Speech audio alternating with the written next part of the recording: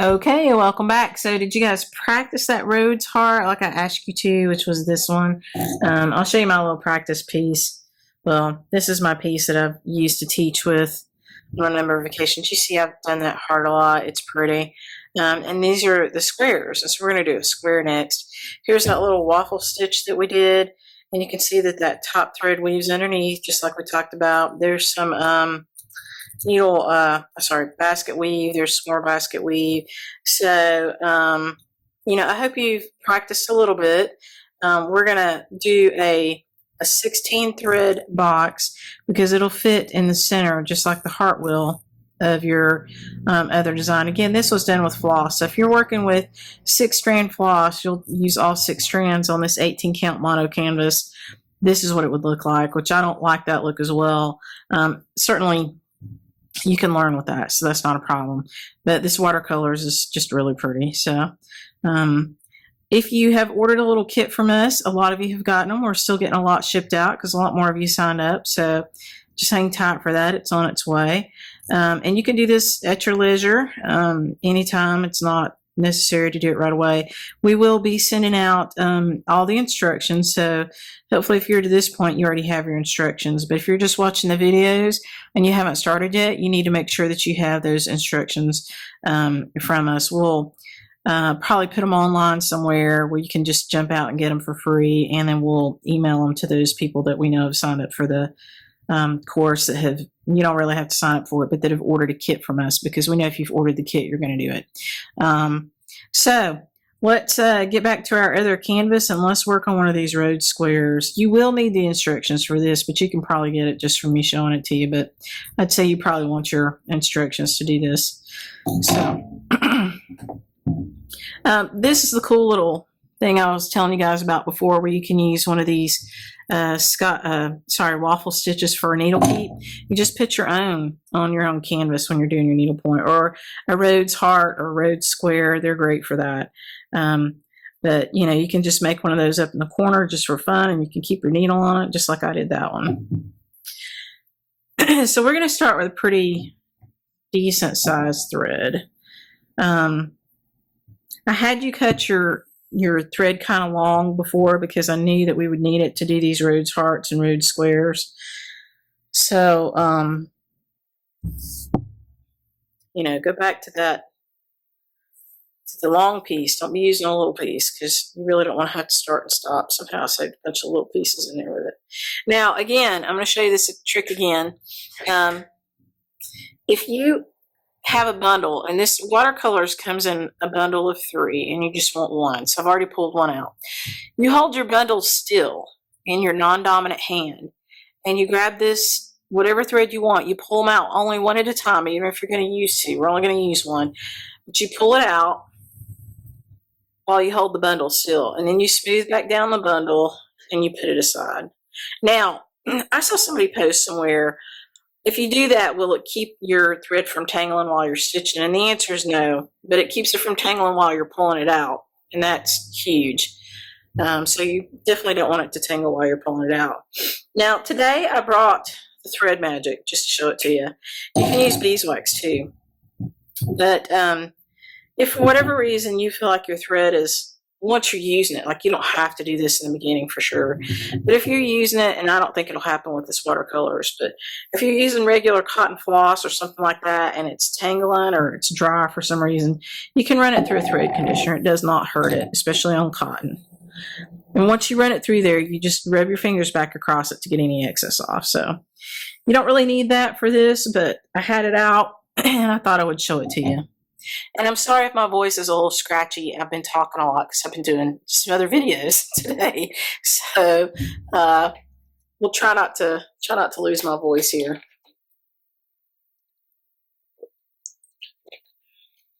Alrighty. So now let me show you something. You see what that did there? That thread had some fibers on it, and it came off in my and it's red, and it came off in my Thread Magic.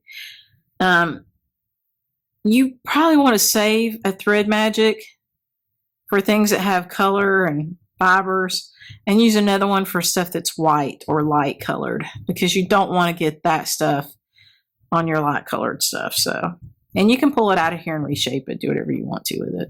There's no big deal. It feels kind of like Play-Doh. Okay. So, put the word back on it. That one's good to go. All right, so we're going to thread up. Now, I've showed you my little threading trick. You probably can do it with this 22 count needle that I gave you, or that you've gotten, because I just did it. But if you can't, then you need to use a needle threader. Now, needle threaders seem like no-brainers, but I'm going to show it to you again. Because if I haven't used a needle threader in a while, sometimes I'm like, and I get a little bamboozled as to how to do it. So if you need to use your needle threader, for these 22 count needles, you're using this small end of it. And you may have a different one. A wire needle threader doesn't work too well for this. But if you need to use a needle threader, put the small end through the eye of the needle. And then you thread your thread through that hole, which can sometimes be as hard to do as thread the needle. So you get that through there, and you don't have to pull it too far. And you want to kind of gently waffle that back and forth through there. You see, I didn't just yank it through, because then you risk cutting the thread. But I kind of gently moved it back and forth and pulled it through. Okay, so either way. Now, in terms of having a tail on this, you really want to pull this to where you don't have a ton of extra thread. Okay. I'm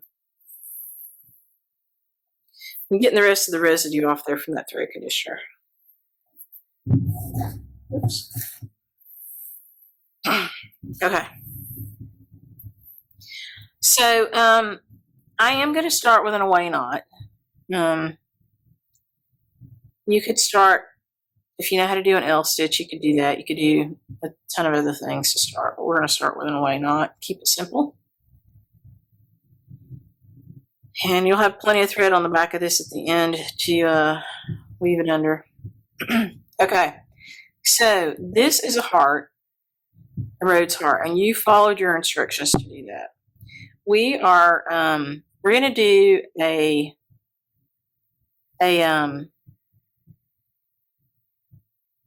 Rhodes Square, so we're going to true plank right above it. I'm going to put my away knot over here out of the way. That's what's called a waist away knot, because you waste a little bit of thread to do it, but that's all right. And I'm going to come up just right in here. I'll line it up with the edge of that heart. Okay. And you've got plenty of practice canvas, and if you need more, you just let me know. All right, so we have come up there. Now, we want to count over 16 threads and up 16 threads, because we want this box to be 16 thread square. Remember, we're counting threads. So 1, 2, 3, 4, 5, 6, 7, 8, 9, 10, 11, 12, 13, 14, 15, 16. Okay. Now, I know that's right, because that heart is also 16 threads, and I'm right on the edge of it, which is one reason why I started right above it. But you may not have started there, and you just need to recount it. Now, I'm going to make that hole a little bit big by moving that needle around so that I can find it again. And I'm going to count up now from that hole 16 threads. 1, 2, 3, 4, 5, 6, 7, 8.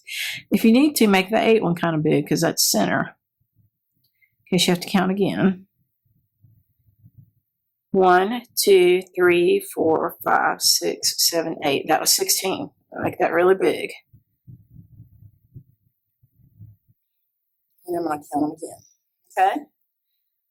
1, 2, 3, 4, 5, 6, 7, 8, 9, 10, 11, 12, 13, 14, 15, 16. Same spot. Now I'm going to count up 16 threads. 1, 2, 3, 4, 5, 6, 7, 8, 9, 10, 11, 12, 13, 14, 15, 16. And that was the same spot because that hole was a little bit large. Okay? All right. That's the first bit of it. Now, this is super straightforward. My next stitch comes up one thread above where the last one did. So can you see that? and pull that loose so that you can see it. I'm just skipping one thread and I'm coming up right beside that other one. I'm going to tighten that first stitch back up. Now, where do you go down, you ask? You can look at your diagram. Your diagram will show you this as well. You come down one thread underneath that one. Okay? Where do you go next? One thread above where you came up last. Now, just make sure you don't go through the same hole twice, or you don't skip a hole. And you don't really even have to look at your diagram. And you're going to go down one thread below where you went through the last time. So this is a lot easier than the heart, because you're just literally working your way around this square. Okay? You come up on the odd, and you go down on the even. So if you're looking at your diagram, I'm going down on 8 right now. Okay? It's going to look weird at certain points. Like right now, that doesn't look like it's going to be a square, but it's going to be a square. So you just keep coming up one thread above and going down one thread below.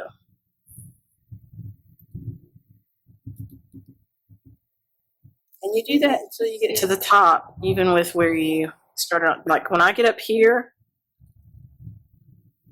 then I'm going to know. And that's going to be, I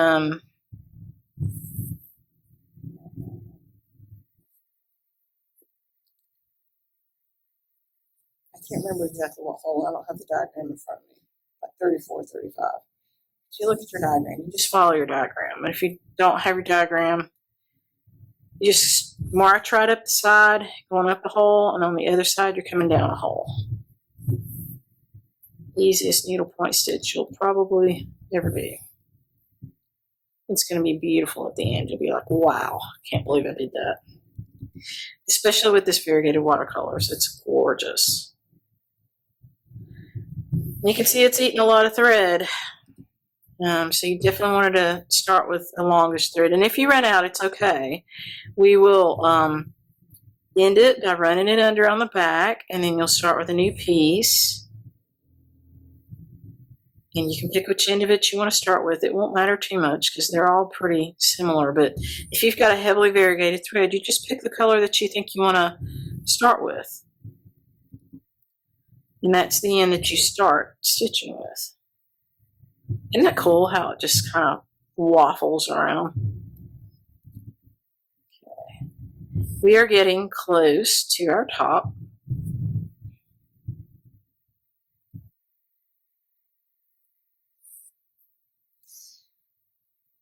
You've got one more stitch to go, or you can be following your diagram and you will know exactly where you are. Okay, this is the top stitch, and I'm going to lay it across just to check it. And it is exactly even with that stitch over here, which I know was 16 threads over and 16 threads up. Okay, so this is going to be my last stitch where I go down on the other side. Okay, and they're even down here. You can look across, they're even down here. So that's pretty cool right there by itself. Now I'm going to march across the top. So I'm coming up right beside that stitch, and I'm going down right beside this one. So now I'm marching across the top and the bottom. And I think I might run out of thread with this, so you'll get to see starting a new thread. And again, just make sure you're not skipping a hole or running it through the same hole twice. You are good to go. Start to see this pretty thing come together. I am definitely running out of thread. So I'm going to do one more, and then I'm going to end it because I need to see how close. I shouldn't have done one more. I should have ended it because I need to have enough to finish on the back. All right, so let's flip it over. So you got lots of thread back here. I am just going to I'll show you what I'm going to do. I'm going to try not to disturb the thread on the front. I'm going to weave it up and down through this stuff a little bit. Like that. And I'm going to pull it through. Ideally, I'd like to be able to come back doing that. And I can come back a little bit. A little bit different path coming back. That's good. And I didn't pull that very tight. You saw what I did because I don't want to mess up what's going on the front. Okay. Let's look at it. Yeah, it looks good. Okay. So that looks good. So we're going to get another thread. You should have, you might have done some practicing, so you might have started a new bundle. That's okay. So this red thread, I mean, I can see the color change in it, but not enough to really worry about which end to start with. So I'm not going to really worry about that. And I'm going to rethread. If you practice that little trick, you'll get it. Okay. Now I started with an away knot the last time. This time I'm going to, you have to remember where you were. You were coming across the top. So we want to start up at the top, which is up here. So I'm going to weave in and out a little bit down through here.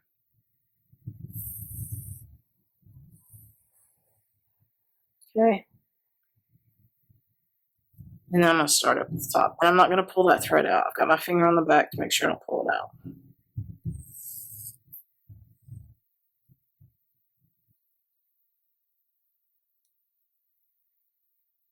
Okay, it's pretty tight. Okay, so I just started in the next open hole, and I'm going down in the next open hole down on the bottom.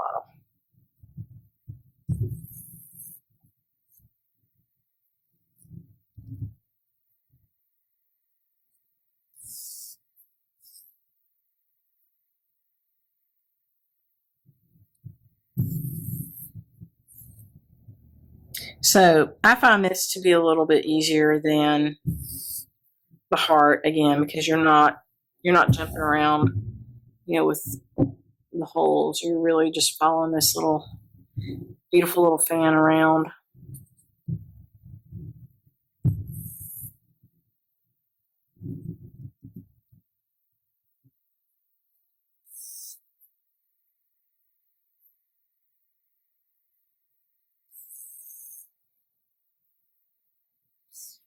And the color change is negligible with that. So in terms of it disturbing the color flow, it really didn't. It looks great.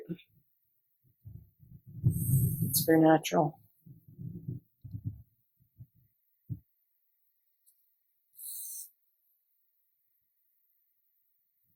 And you can use your finger to make these things kind of lay and take the shape you want to. It's all good.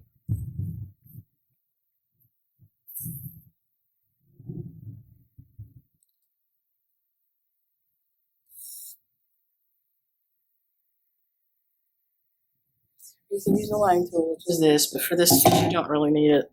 I'm not doing anything here that you really have to have a laying tool for. Laying tools are necessary if you're using more than one strand. And sometimes some things you do with a single strand, you do need a laying tool to make it look nice. You see, I'm pulling that pretty hard. This is just pretty durable.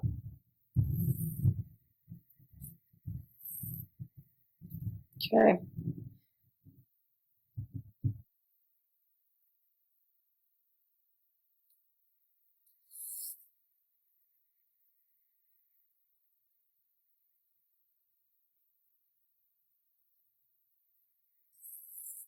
Hi, it's me. So, if you notice me cut that last clip kind of short, I did that because I realized I made an error. and there was a lot of silence there while I sat there and looked at the piece and counted. And so I did end the filming there, and then I restarted and I did the whole thing again. But I wanted you to see both pieces of it. And you'll hear me in this next part, which it all worked out correctly in the next one, talk a lot about busy holes and empty holes, or clean holes and dirty holes, and making sure that you're, in the right one. Well, that's the error that I made, and I did not want to pull it all out. And if you look at the picture of the two practice squares that you see at the beginning of this, and you probably see it at the end, and you'll see it the whole time I'm stitching the second one, you'll notice that it looks beautiful. It looks perfect. And so all I did, when I got to the bottom, I had an extra hole, which means that I probably went into the same hole twice when I was coming down, is probably what I did. It didn't look like I skipped a hole. And so what I did to fix that is I just came out of the last stitch on the top again and put it into the empty hole down on the bottom. I just fixed it. So it's not a big deal. You cannot tell it, and you would never be able to tell it. And so I just wanted to leave it there. I'm not going to pull it out and do like an extract thing because I really wanted you to see it. I think the way I walked through it the first time was pretty good. I walked through it again on the second take because I wasn't sure I would leave the first one in. And now looking at them both, I'm just going to leave them in there. so you'll get the practice of doing it twice, which is not a bad thing. And you'll see that errors are fixable. Most of the time, there are some stitches when you make an error that you really do need to take it out. And the Rhodes heart would be one of them. But the square, you can probably fudge that just like I did. So I hope you're enjoying. Keep watching. You'll get to see me do it again. And I appreciate you hanging with us. Bye.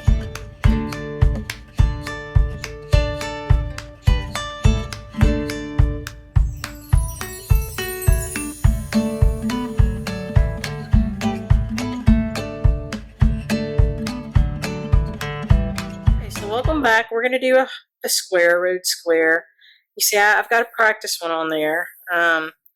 It didn't come out. It looks good, but it was a stitch off when I did it. I don't want to take it out because that's painful. So we're just going to do another one. So, I'm going to thread up here. All right, we're going to start with a Y knot. We've got a pretty long thread because you need a lot of thread. And I'm just going to come over here. I'm going to start my Y knot down here, out of the way. It's a waste Y knot. It's kind of wasteful with the thread. And I'm going to start on the same bottom line with this guy that's beside me. Okay? All right. So I want to make sure that's parallel. So I'm gonna...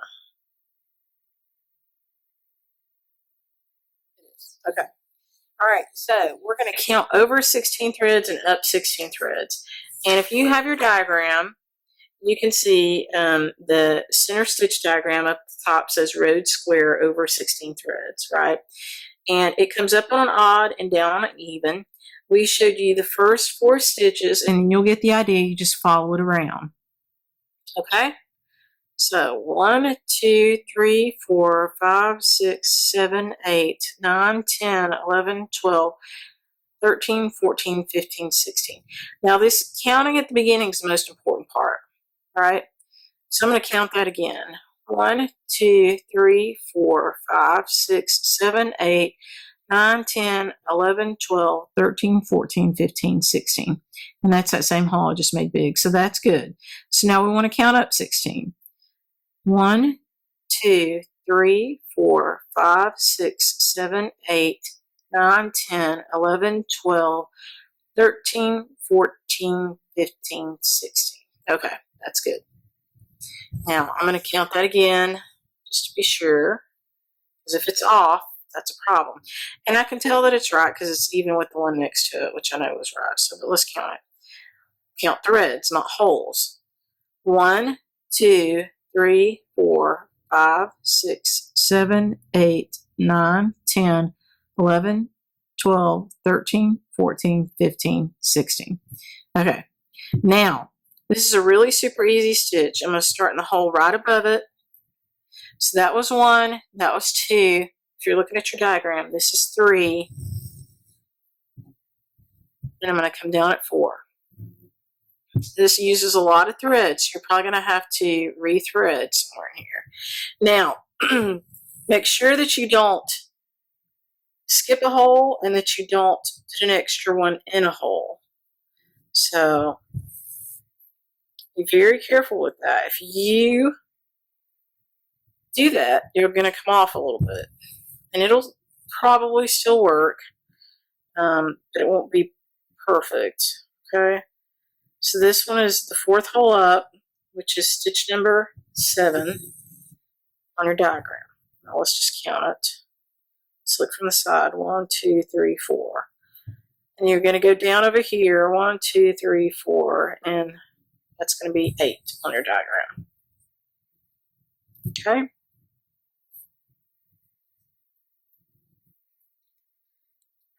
This one is the 5th hole up. You don't really need your diagram to do this. You just need to make sure that you're not using a hole twice or skipping a hole. Okay? Feel free to use that diagram.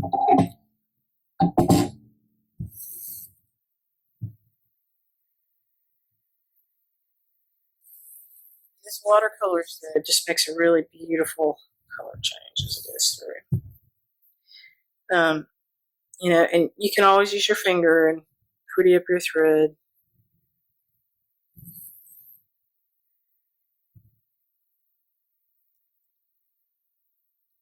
You're stitching with a number 22 needle, just like before.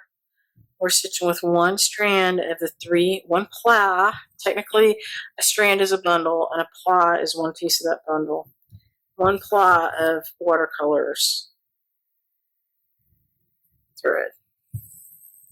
Okay. So you're just marching up the side, and I'm trying to check really close and make sure that I'm not coming into the same hole twice.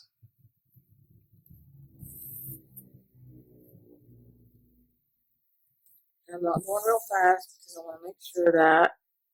Now, needlepoint is a little different from embroidery, regular embroidery on linen, because you're pulling harder. This canvas is a lot more durable. It's got a lot more sizing in it. And you are, you know, pulling harder on this thread than you ever would on linen. So it's a different tension, I guess. So you just kind of have to get used to that. Now we're getting kind of close to the top. So if you've kept up with your diagram, you feel really comfortable about where we are. If you haven't, if you're just marching up the side, one side and down the other, you need to, when you get to the top row where it's parallel with the other side, you need to stop. And we're not there yet. We're almost there. Okay. I think this is the one. So I'm going to just lay this thread across, have a look, and it's dead on, even with that hole. Okay. So I'm going to make one more stitch on the side. Okay. And that is my last stitch on the sides, and they are even. Like I can look here, that's even. I can look at the top. Those are even. Now I'm going to start marching across the top and the bottom. And this is where you want to be especially careful on the holes. Okay, so you always want to be coming up in what we would call a clean hole and going down in a clean hole, or an empty hole and a busy hole, however you want to think about it. But these are both empties. So you're going to come to the side of both of those last 2 stitches that you just did, right? So you're coming to the right side of the one that you laid in the corner and to the left side of this corner down here. Now, if you're following your diagram, that was 35 to 36, okay? Now, this is where you want to be careful. Use your finger or your nail and kind of make sure that you're coming up in an empty hole or a clean hole. Make sure you're going down in a clean hole as you march across this top. Try not to displace your threads too much. If you have to displace it a little bit, put them back in the right spot after you get by it.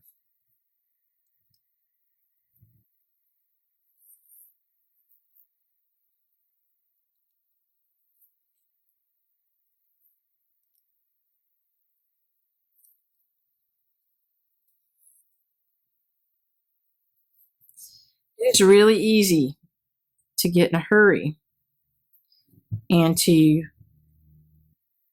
come up in a busy hole or go down in a busy hole and not realize it until you get to the very end of this stitch. So take a little time, use a little caution,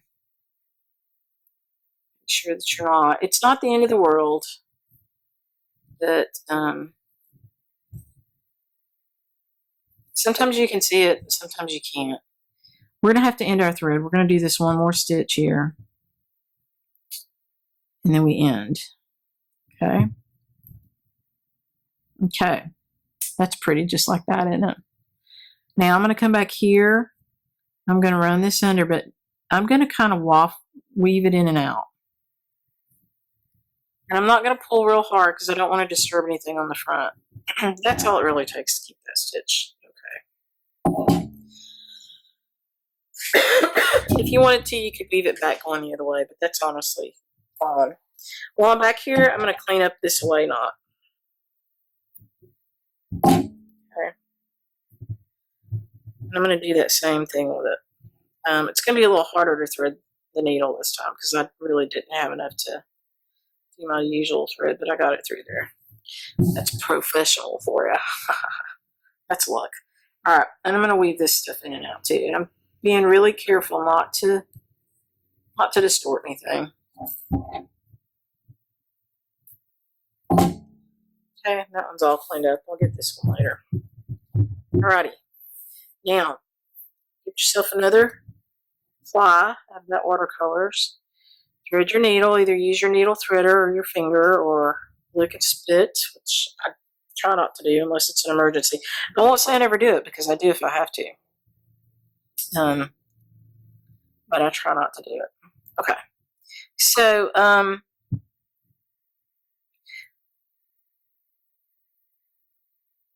going to show you how to start with an L. You can see it better. So you go down wherever you want, and you hold the tail. Okay. And then you come up above it, and you go down and you pierce that thread. And you come up to the side like you're making an L, and you pierce that thread. Now that's a kind of a pin stitch too. And so this won't come out. This is very firm now, and I'm going to trim off the tail. So if you do it from the top, you don't have to flip your canvas. Now I'm going to yank it hard. That's not coming out. See, I'm yanking it really hard. That does not come out. And then you just stitch over it, right? So I'm going to cut that, and we're going to do that down in the body of this Rhodes stitch. Okay, I'm just going to leave that up there. All right. So let's start down in here because we can cover this guy. It's no big deal. Right. Let's do it down in here. There's going to be a lot of stitching. Okay. So remember, I'm going to leave a tail on the top. I'm going to come up above it. One thread. I'll pull it tight on the back while I'm holding the tail so there's no extra thread back there. And I'm going to pierce this thread, this watercolor thread in that hole. I'm going back into the hole that had the tail. Okay? Now I'm going to come up one thread beside it, right here. And I'm being careful not to disturb this Rhodes stitch that I'm in. And I'm going to pierce that thread back down beside it. Now, very carefully, not to cut the Rhodes stitch, I'm going to cut off the tail. Okay? I'm going to yank this thing hard. Nothing happens. That's very secure. Now I can start. So, I'm going to start in this clean hole right here. And I'm going to go down in this clean hole. Okay? We're just going to carry on. And that little L stitch you will never see. It's just quite buried.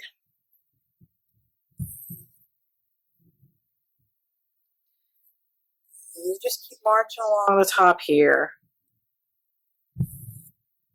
until you run out of holes. And if you've done it right, you will fill up every hole. Okay, and that looks a little wonky, but we'll fix that in the end. Sorry about my voice. It's pretty.